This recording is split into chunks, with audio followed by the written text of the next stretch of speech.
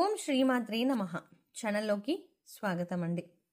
December 1వ తారీఖు అమావాస్య ఆదివారంతో కలిసి వచ్చింది.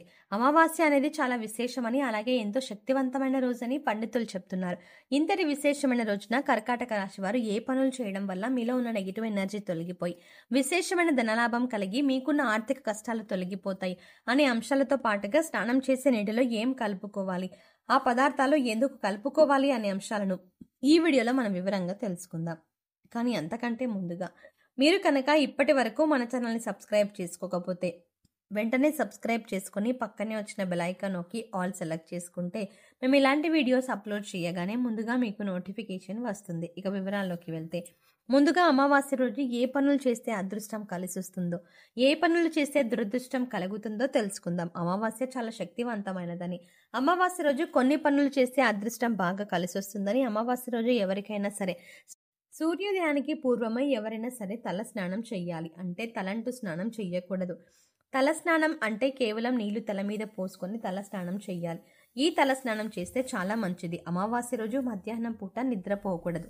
మధ్యాహ్నం పూట నిద్రపోతే దరిద్రం చుట్టుకుంటుంది. ఈ రోజు విశేషంగా లక్ష్మీ పూజ చెయ్యాలి. అమావాస్య రోజు చేసే లక్ష్మీ పూజను ఐశ్వర్య లక్ష్మీ పూజ అంటారు. ఈ పూజ చేయటం వల్ల ఆర్థిక సమస్యలన్నీ తొలగిపోతాయి. అమావాస్య సందర్భంగా అన్నదానం చేసినా, వస్త్రదానం చేసినా విశేషమైన శుభ ఫలితాలు కలుగుతాయి. అలాగే అమావాస్య సందర్భంగా ఎవరైనా సరే ఎడమ కాలికి నల్లదారం కట్టుకుంటే చాలా మంచిది.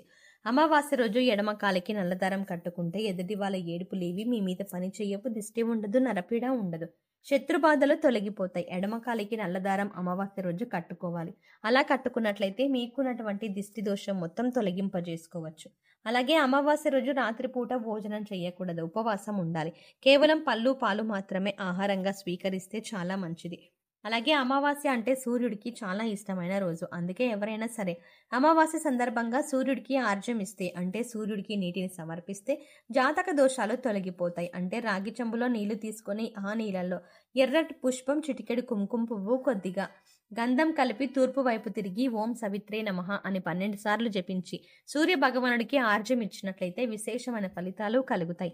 అమావాస్య సూర్యనారాయణ మూర్తి పుట్టినరోజు కాబట్టి సూర్యుడి అనుగ్రహం వల్ల సకల శుభాలు కలుగుతాయి. అలాగే పితృదోషాలు, పితృశాపాలు తొలగిపోవడానికి అమావాస్య రోజు ఒక ప్రత్యేకమైన విధి విధానం పాటించాలి. మీకు దగ్గరలో రావి చెట్టు ఉన్నట్లయితే రావి చెట్టు దగ్గరికి వెళ్ళి రావి చెట్టు మొదట్లో ఆవాల నూనె అంటే మస్టర్డ్ ఆయిల్ ప్రమిదలో పోసి 8 ఒత్తులు విడిగా వేసి దీపాన్ని వెలిగించాలి. అమావాస్య రోజు ఎవరైతే రావి చెట్టు దగ్గర ఆవాల నూనె దీపం పెడతారో వాళ్ళకున్నటువంటి పితృదోషాలు, పితృశాపాలన్నీ తొలగిపోతాయి. అలాగే అమావాస్య సందర్భంగా నవధాన్యాలకు సంబంధించిన ఒక ప్రత్యేకమైన పరిహారం పాటిస్తే లక్ష్మీ కటాక్షం చాలా సులభంగా కలుగుతుంది. నవధాన్యాలు అమావాస్య రోజు నానబెట్టి వాటిని లక్ష్మీదేవికి నైవేద్యంగా సమర్పించి ఆ తర్వాత నవధాన్యాలు ఎక్కడైనా పరిశుభ్రమైన ప్రదేశంలో చల్లాలి. కొన్ని రోజుల తర్వాత నవధాన్యాలకు మొలకలు వచ్చాక ఆ మొలకలు వచ్చిన నవధాన్యాలని గోవుకి ఆహారంగా తినిపించాలి. అమావాస్య రోజు నవధాన్యాల పరిహారం పాటించడం ద్వారా ఆర్థిక ఇబ్బందుల నుంచి సులభంగా బయటపడవచ్చు. అమావాస్య సందర్భంగా ఈ ప్రత్యేకమైన విధి విధానాలు పాటించండి. అమావాస్య రోజు కామ్యకర్మలు ఏవి చెయ్యకూడదు. అంటే కోరిక కోరుకొని చేసేటువంటి కార్యక్రమాలు ఏవి కూడా చెయ్యకూడదు. ప్రధానంగా దానాలు చేయటం, నువ్వుల నీళ్ళలో వేసి దక్షిణ దిక్కుకు తిరిగి పితృదేవతలకు తర్పణాలు ఇవ్వడం, ఇలాంటివి చేస్తే పితృదోషాలు తొలగిపోతాయి. అమావాస్య రోజు అద్భుతమైన శుభ ఫలితాలు సిద్ధింపజేసుకోవచ్చు. అలాగే అమావాస్య రోజున బకెట్ నీళ్ళలో ఏది వేసుకొని స్నానం చేయడం వల్ల మీలో ఉన్న నెగిటివ్ ఎనర్జీ తొలగిపోయి, అలాగే ఈ పదార్థాలలో బకెట్ నీళ్ళలో ఎందుకు కలుపుకోవాలి అనే అంశాలను ఇప్పుడు తెలుసుకుందాం. ప్రతి ఒక్కరు కూడా ఆ భగవంతుడి ఆశీస్సులు మాపై ఉండాలని, జీవితంలో గొప్పగా ఎదగాలని కోరుకుంటారు. మరి ఆ దిశగా అడుగులు వేసేందుకు తమ వంతుగా ప్రతిరోజు కూడా పూజ చేస్తూ ఉంటారు. పూజ చేసినప్పుడు ఫలితాలు వస్తాయా అంటే మనశ్శాంతి మాత్రం ఖచ్చితంగా వస్తుంది. ఫలితం వస్తుందా అంటే మాత్రం అది వారి పూర్వజన్మ కర్మ ఫలితం మీద కూడా ఆధారపడి ఉంటుంది. మరి అలాంటి కర్మ ఫలితాన్ని తగ్గించుకోవాలి అంటే ఏం చేయాలి అనే సందేహం మీకు రావచ్చు.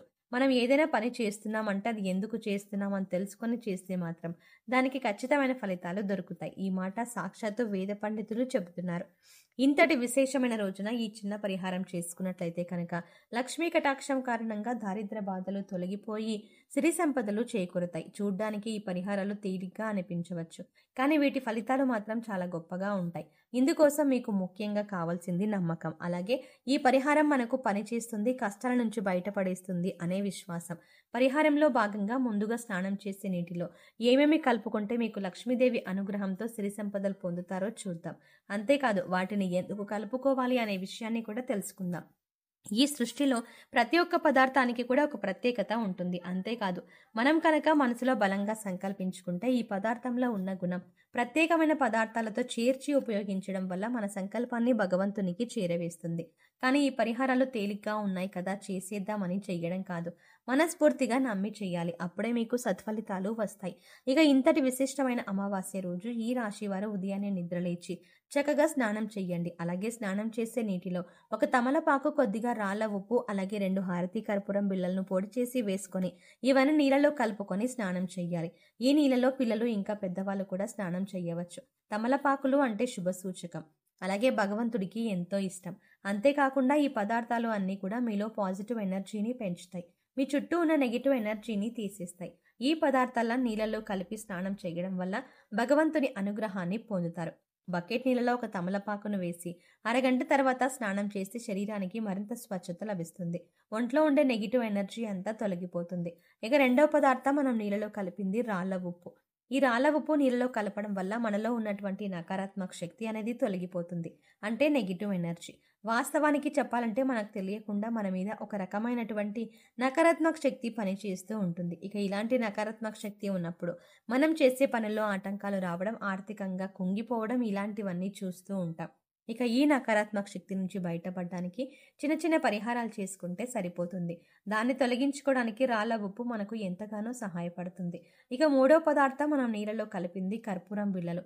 ఇలా 2 కర్పూరం బిళ్ళలను పొడి చేసి నీళ్ళలో కలపడం వల్ల మనలో దైవభావం పెంపొందుతుంది. దీని నుంచి వచ్చే సువాసన మనలో ఉన్న చెడు ఆలోచనలు తొలగించి ఆధ్యాత్మికం వైపు మనల్ని నడిపిస్తుంది. సో చూసారు కదండి, డిసెంబర్ 1వ తారీఖు అమావాస్యతో కలిసి వచ్చిన ఆదివారం రోజున ఈ రాశి వారు ఏ చిన్న పరిహారం చేయటం వల్ల వారి జీవితంలో ఉండే కష్టాలు, నష్టాలు అన్నీ తొలగిపోతాయి అనే అంశాలతో పాటుగా అమావాస్య రోజు స్నానం చేసే బకెట్ నీటిలో ఏది కలుపుకొని స్నానం చేయడం వల్ల నెగిటివ్ ఎనర్జీ తొలగిపోయి ఆర్థికంగా అభివృద్ధి చెందుతారు అనే అంశాలను ఈ వీడియోలో మనం వివరంగా తెలుసుకున్నాం కదా. ఈ వీడియో మీకు నచ్చినట్టయితే ఖచ్చితంగా లైక్ చేయండి. అలాగే మీ ఫ్రెండ్స్ అండ్ ఫ్యామిలీ మెంబర్స్లో ఎవరైనా కర్కాటక రాశి వారు ఉన్నట్లయితే వారితో ఈ వీడియోని షేర్ చేసుకోవడం మర్చిపోకండి. కానీ మీరు ఇచ్చే లైక్ మాకు ఎంతో సపోర్ట్ని ఇస్తుంది అన్న విషయాన్ని మర్చిపోకుండా వీడియో నచ్చితే ఖచ్చితంగా లైక్ చేయండి. అలాగే మీ ఫ్రెండ్స్ అండ్ ఫ్యామిలీ మెంబర్స్కి షేర్ చేయడం మాత్రం మర్చిపోకండి. అయితే మీరు ఇప్పటి వరకు మన ఛానల్ని ఇంకా సబ్స్క్రైబ్ చేసుకోకపోతే వెంటనే సబ్స్క్రైబ్ చేసుకోండి. అలాగే పక్కనే ఉన్న బెల్ ఐకాన్ని క్లిక్ చేసి అందులో ఉన్న ఆల్ అప్డేట్ని సెలెక్ట్ చేసుకోవడం ద్వారా మాత్రమే మేము చేసే ప్రతి వీడియో అప్డేట్స్ మీ మొబైల్కి ముందుగా నోటిఫికేషన్గా అందుతుంది. మరో చక్కటి వీడియోతో మళ్ళీ కలుద్దామండి. ఓం శ్రీమాత్రే నమః.